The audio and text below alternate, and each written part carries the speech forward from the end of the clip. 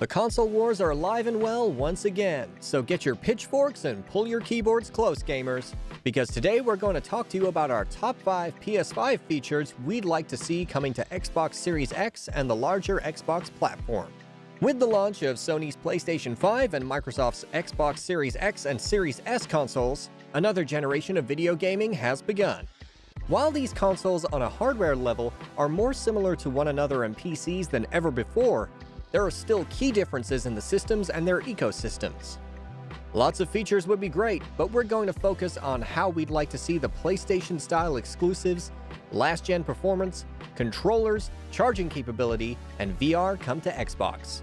So buckle up and strap in, because we're going to dive into our top 5 PS5 features we'd like to see come to the Xbox platform. Microsoft may have Game Pass on Xbox and on PC, and all the multiplats you know and love do come to Xbox, but there isn't a substitution for high-quality exclusive games. Now, regardless of where you fall on the "are exclusives good" argument, as a consumer deciding between which consoles to buy or which ecosystem to buy into, games you can't play anywhere else are always a convincing argument to go with one system over another. Maybe one day we will arrive at the halcyon future for gamers where all games come out on all platforms, old and new, and mods can be installed everywhere too. Maybe. But today is not that day. When Sony has the biggest selection of exclusive content generation on generation out there, aside from Nintendo, and when the PC has decades of exclusive content available, the Xbox Series X exists really to only play games available elsewhere. More than that, the Xbox Series X never plays games the best they can be played either, that honor going to the PC. Now, with Microsoft's Game Pass philosophy, it wouldn't make sense to start releasing games for a single platform, but building new games to launch temporarily exclusively on Xbox that then later come to PC might be a good way to bridge the gap.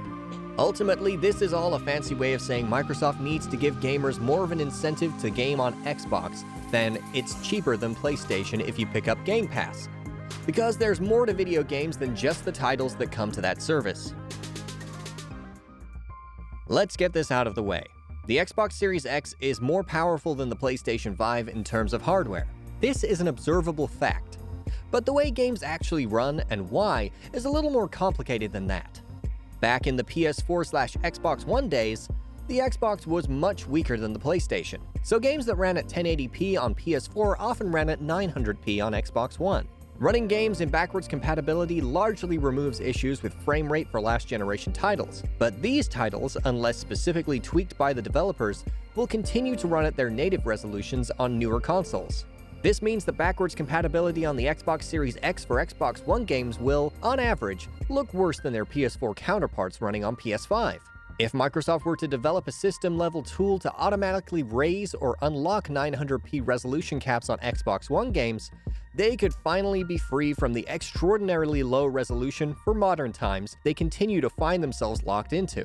More importantly, Xbox could leverage its powerful internals to start meaningfully running games better than PlayStation in equal measure with the advantages the Xbox's hardware provides. This may sound like a small point, but especially for modern games, running at low resolutions like 1600 by 900 can result in much detail lost and an overall incredibly unstable, blurry image.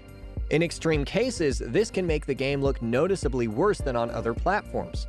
Cleaning this up would be a godsend to all these games with these resolution caps still intact. Gaming companies continue to try to innovate on the controller.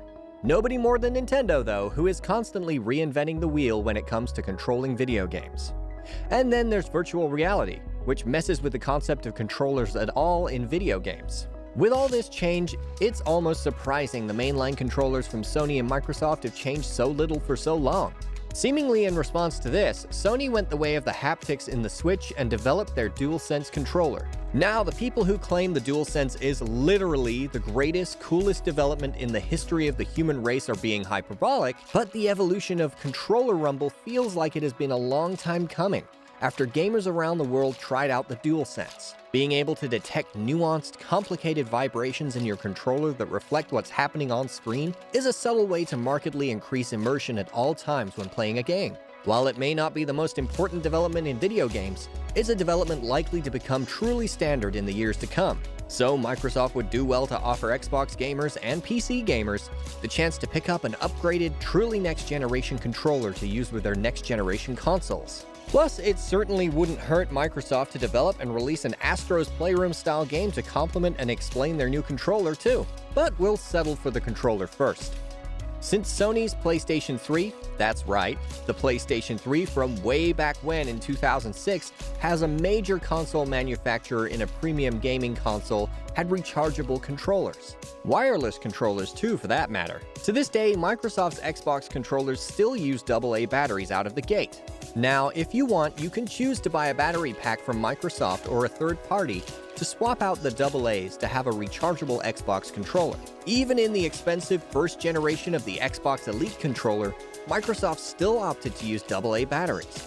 Now, some will defend this as more convenient because technically you can have another set of batteries charged up waiting for you whenever a controller dies. So you'll never want to play but have to wait for a controller to charge instead. But considering that you can simply connect other controllers like the Dualsense with a cable to charge while gaming if you run into a controller dying while gaming, as well as the extraordinarily environmental cost of the waste produced by using batteries, not to mention the cost to consumers, switching over to a rechargeable system seems like a good idea. It also doesn't look the best when Microsoft is willing to sell you a battery pack for an extra fee when Sony has been willing for generations to bundle this feature in their controllers from the start. In short, Microsoft, however profitable your supposed deal with the Duracell Devil has been, it's time to move on. Hopefully, we can look forward to Xbox controllers one day that don't require any setup or maintenance. The PlayStation 5 right now doesn't have a PS5 exclusive VR component, but PlayStation VR, Sony's VR solution for the PlayStation 4 era of games, works with the PS5 and can play all the same PSVR games. Some of these games have gotten dedicated updates to take advantage of the PS5's hardware, and some simply run better as a result of being on the more powerful PS5 hardware. While PSVR isn't the Cadillac of the VR world, and if you truly want high-end VR gaming, you will have to go to PC, PlayStation brought VR to the console masses for the first time in history with PSVR, and it works even better on PS5. Xbox for this generation and the last has done nothing with VR.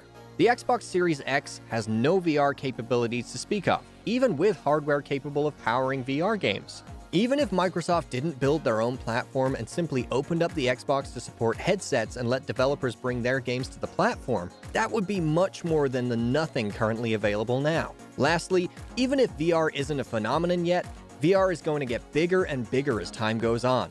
And it only makes sense to get the growing pains ironed out of the VR platform in the beginning, rather than later on when competitors have already figured out how to run their services well.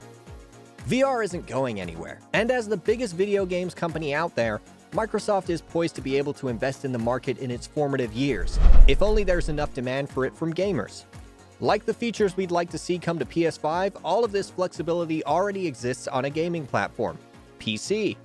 While PC gaming may be a bit more involved than console gaming, if you truly want to control how you game, PC is the place to do it.